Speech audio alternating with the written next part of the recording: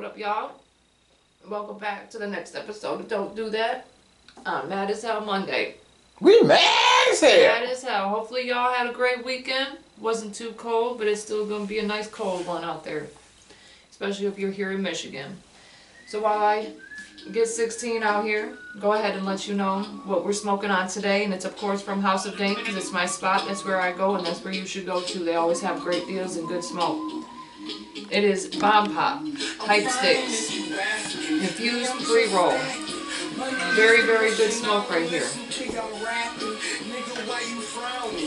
So topics today for myself will be the beauty queen that had put a hit out on her ex-husband, Robert Shiver, is now out on bail. And then we have two Michigan families on the Forbes list. My particular opinion on how people are treated. Me, I'm going to do something a little different that people probably aren't used to me doing. I'm actually going to give you a spoiler review on Captain America Brave New World. But then I'm going to kind of break down some of the racial undertones that have been going on with this movie and everyone making life imitate art, because it was the same thing in the comic books when Steve passed the mantle to Sam, a black man, as Captain America. Everybody had something to say, from comic book readers to America in general, which is why Marvel Now, I think it was what it was called, when they brought in characters like Kamala Khan, who has different ethnicity. They brought in Captain America as Sam Wilson. You know, they tried to do things with different races and different nationalities, different sexual preferences. Called inclusion. Right, where they try to, you know, have inclusion, right? So we're having the same thing as Life Imitates Art, and we have watched a bunch of people say, you know, why is Falcon Captain America, and why this and why that. So I'm going to go deeper into that and show y'all why this movie is actually doing great at the box office in the 3-day weekend, but we have a 4-day weekend because we got President's Day. Okay, so everybody was counting this movie out, and spoiler alert, it's done almost $90 million already. Nice. So it's like every day it's doing 30 million. It's averaging $30 million. So everybody had issues with this movie. Oh, it's not gonna do all that great. We'll touch on it. Okay. All right. Well, so you guys, a beauty queen from the Bahamas. If you're familiar with, if you're a football person, then you'll know who Robert Shiver is. He played with the Atlanta Falcons. Maybe not so much a big hoorah player like a lot of folks are. Now, she is returning from the States, from the Bahamas, on a $100,000 bond. Only $100,000 after putting a hit out on her now ex-husband. Now, Justice Cheryl Grant Thompson had revoked the bail the year before, but decided she had changed it as long as her and her, lover Terrence Bethel maintained the gag order that was put on them. Meaning they're not supposed to talk about the case or anything, just as a jury has a gag order on them and they can't discuss a case. But she ended up she was previously released in 2023 and allowed to travel back and forth on certain terms, again, with the gag order. Now, she had broke her silence on it and had did an interview, I believe. I can't remember exactly what the actual interview was with, but you can look that up. Now, after the 13 years of marriage, it created some pressure and whatnot. Robert accusing her of having an affair, which she was having an affair because her lover is the person who was also in trouble. And then, of course, Lindsay was talking about the abuse. But now, you are with a football player. There's no excuses or anything like that. But see, football players also, they also suffer from like traumatic brain injuries, constantly being hit in the head, which has been known to cause issues, especially mental and abusive issues. Again, no excuse. He needed help. Obviously, she wasn't going to help provide it for him because at the end of the day, it's still causing stress. Now, July 16th of 2023, she called the cops because she couldn't hitch a ride on a private jet. That she wanted to go to see her lover himself or whatever. Now, that same day, she allegedly sent a text message through the WhatsApp or whatever that is. WhatsApp, yeah. That text thing. And it stated simply, "Kill him. Kill him." What does everybody think we are? What does everybody think we are? What do you think we on an HBO special or something, man? What the fuck? Bro, what the... So, 5 days later, Hitman, her, and her boyfriend were all arrested. Now, he is now dating Savannah Christie. Now, daughter of Todd and Julie Christie. Now, what's funny is what they are actually locked up for, if you guys know who they are, when it comes to Robert Christie and Julie Christie. They were definitely taken up on tax fraud, a bunch of fraudulent stuff. They're doing, one's doing 7 and one's doing, I believe, 10. So, my thoughts on that is this woman obviously has money. They are going for custody, each of them, for their kids, but how was she even able to go for custody whenever, well, she is still up for trial for attempting to put a hit out on her ex-husband. Man, some of the stuff that I know I say this probably like every. But $100,000, that is a slap in the face. Some of the stuff that we report on, man. It's a slap in the face to only have $100,000 bond on someone that put a hit out on somebody. You know what I'm saying? 100,000. That's it. Yep. That's it. Bruh. That's it. It's. Bruh. I mean, it's like, wow, over a private jet. Because she couldn't fly a private jet, but obviously was going to go see her lover is basically what it was about. And she got mad and wanted him dead. My God. Go right ahead, it's on you, babe. Okay. So, the reason that I did this story is because we on this show talk about racial divide, racial injustice, because it is the elephant in the room.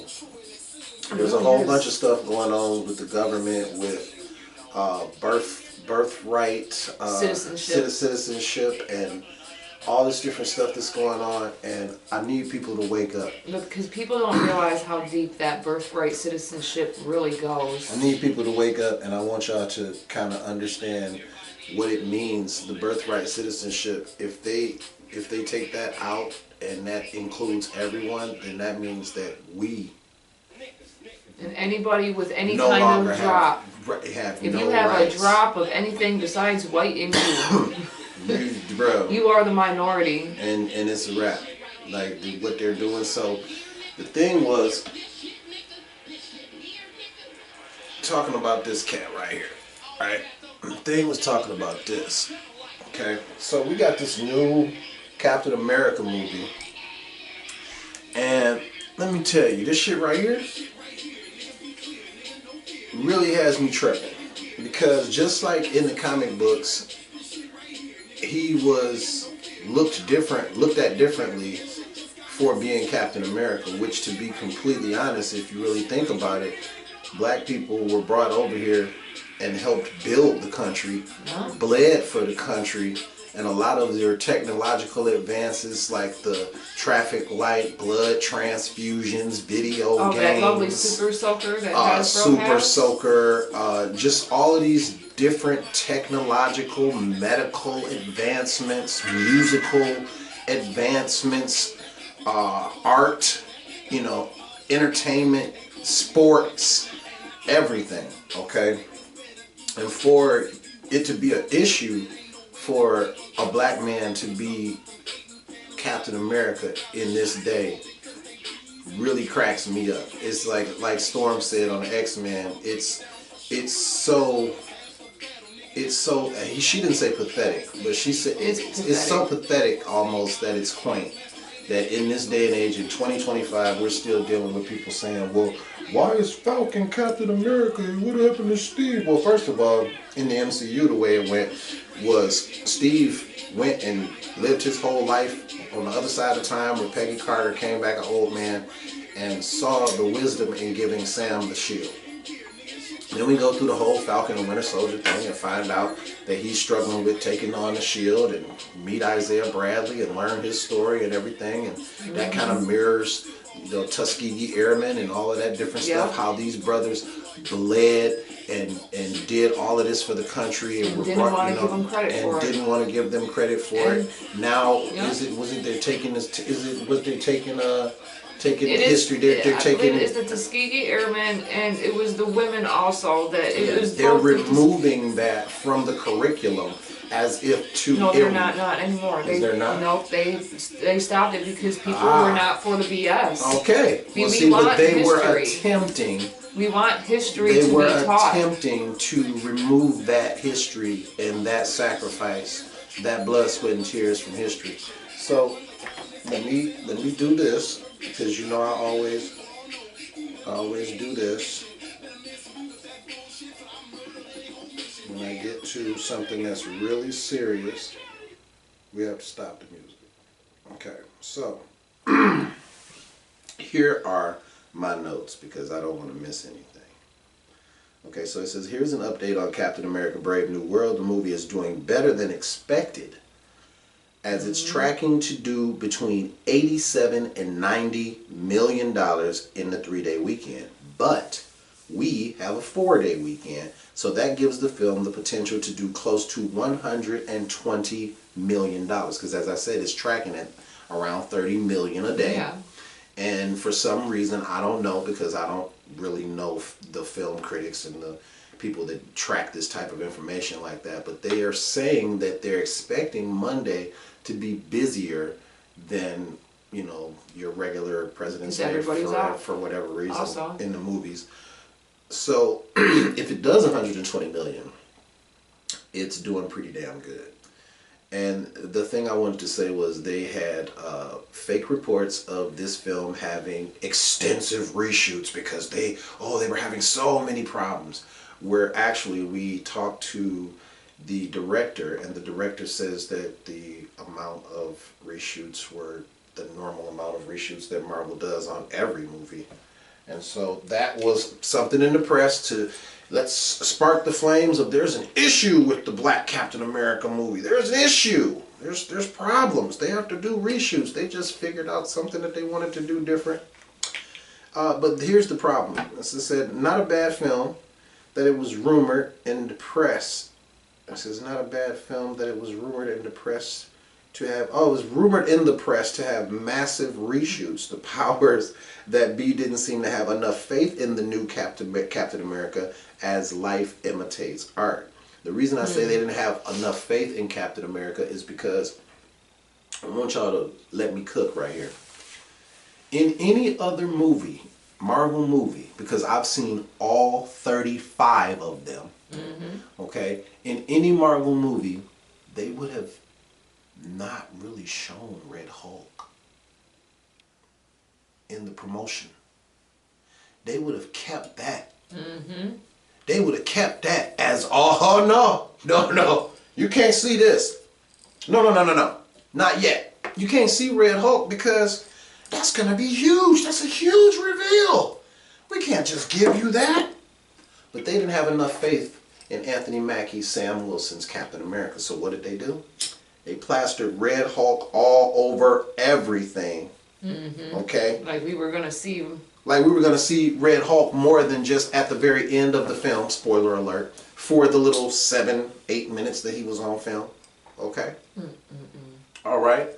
They wanted to make sure that they pulled Giancarlo Esposito into the film, and everyone knows he is a phenomenal actor. Okay, just so that they can underutilize this actor and have him in the film as Sidewinder, a side character that was underdeveloped because they pulled him in at the very last minute. Okay, pulled him in at the very last minute. And a lot of the issues, backlash, a lot of people talking shit about the film. I want you to remember that one of the Black Widows, who is Thunderbolt Ross's, the president's bodyguard, is a character in Marvel Comics that is known as Sabra. And she is an Israeli superhero. Okay? So for that to be in the pool, toss that in the pot. Okay, then you have the black Captain America. You got the Israeli bodyguard for the president. You got the new Falcon, who is Hispanic. And then you have the original Captain America, which was black. Which was Isaiah Bradley, which was black. This is why they're saying there's so many issues. This is why there's supposed to be so many issues with the film. Okay. Alright, they blatantly show Red Hulk in all of the promotions instead of keeping it under wraps like they should have and using it as a big reveal. And they killed a lot of revenue for the film by not doing that. Because word of mouth, when you get to the theater and you say, oh man, you know what? Red Hulk was in there, bro. He fights Red Hulk at the end. You know what? Then you have a nice, I don't know, 10,000 people that are going to rush to the theater just to see that fight. But you put it in the beginning and just, oh, he's in the film. Then a lot of people, like, you know, I do, when there are films that I'm not really all that big on, and I know that I can wait the 90 days or maybe a little more than 90 days until the film hits streaming, I just wait. Right. So by them putting Red Hulk just flat out, oh, a lot of people just waiting. But the movie's still doing good. Okay, so it's just like they overshadowed the film's release. Here's another one. Instead of waiting until the last minute, waiting until these films have gotten, you know, legs under them and start running, what do? We gonna take your eye off the ball because we haven't dropped this Blade movie. And we gonna take your eye off the ball because we found out that Jonathan Majors was not guilty. And we might have to bring him back just to wrap things up to save face. But you know what we gonna do?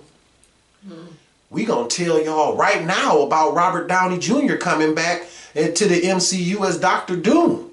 We gonna just overshadow the Captain America movie because we gonna overshadow Harrison Ford being in the Captain America movie.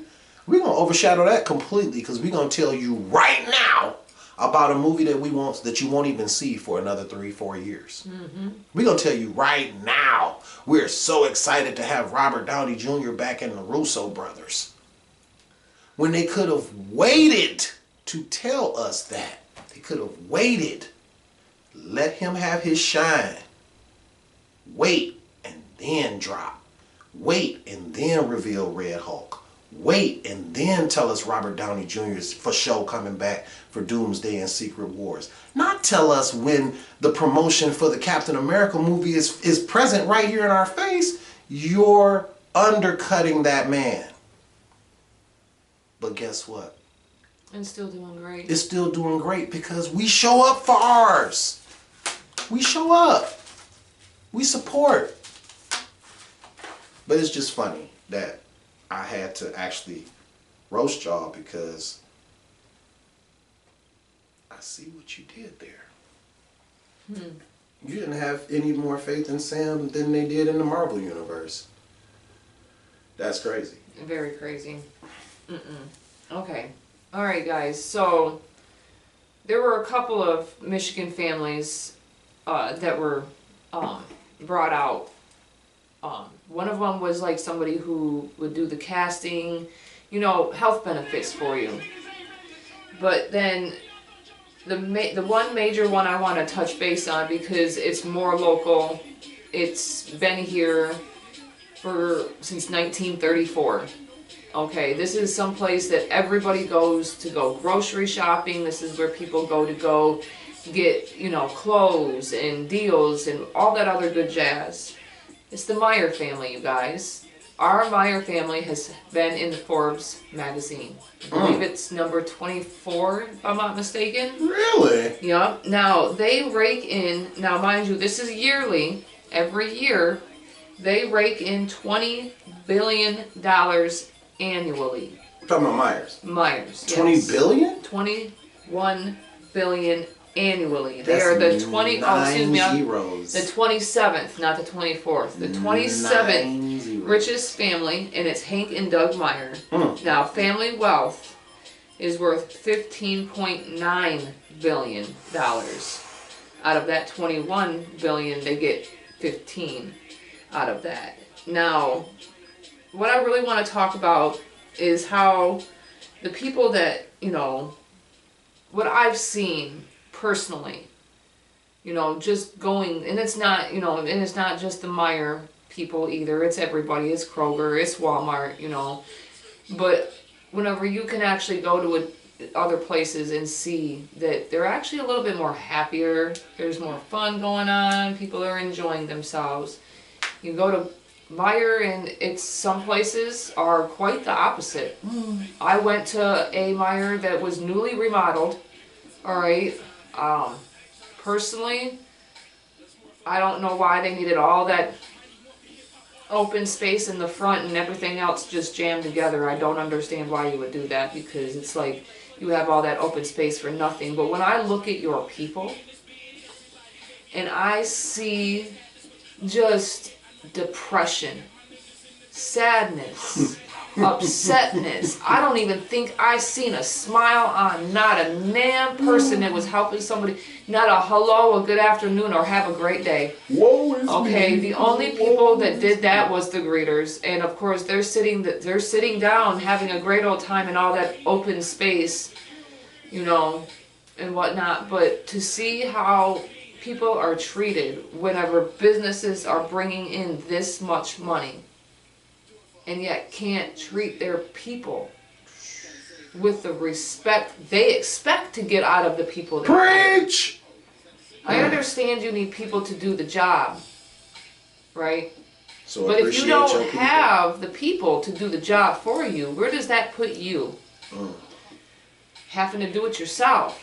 But sadly, you have people that have no choice because of the way things have now become, to have to be slave mined across the whole store or wherever you may work for bullcrap wages and expensive products. It just doesn't match.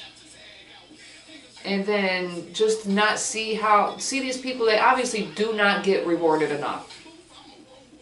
And the stories I've seen on Reddit alone, my God, you guys, some of the sanitation stuff alone and the risks that people take just to clean a fryer, you guys need to get it together. What is duct tape? Duct tape on an act, that isn't a health code violation, and I don't see how your health code people that come in and check on you guys actually approve that and say that it's okay. I mean, because seeing it there is just tacky. When you're looking at the food in this case and you just see this dangly piece of, I can only imagine just from reading it on Reddit. You don't believe me? Go on there yourself. Look it up. They got the drama on Reddit. They bringing the drama. A bunch of drama, because it's reading how people are treated and seeing how that nobody is really there to represent them thoroughly. And the people that are supposed to be there to represent these people don't do their job, or hold grudges against people, or just don't like this person, or claims they do their job better than the next person. You know, it's everywhere you go. You know, again, let me make sure this is very well known. This is not just one spot you see this from. If you have experience in work, real experience, you've seen this everywhere you've worked. and it's gotten worse, is the meaning behind this. They rake in the money. They treat you like crap. They don't care what happens in the company as long as they get their money. This is They why don't I care. said. This is why I said, everybody, whatever you can do, if you do hair, if you cut grass, Anything, whatever you do, tattoos, you draw, you make shirts, whatever, turn it into a business. Go pay the $125 at the if you're a city county cosplay building. actor, hey, go for it. Hey, turn it into an LLC. Tax write-offs. Start a business. Working for these people is only going to get you so far. You have to start something of your own. So you don't have to deal with the drama. No more So drama for again, your mama. On that note, if the shoe fits, wear it. Claim it. If you don't like the pair of shoes that you're wearing, then change it.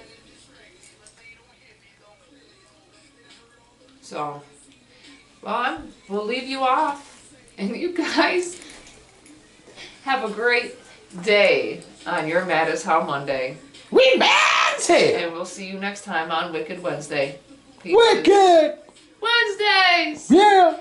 Peace.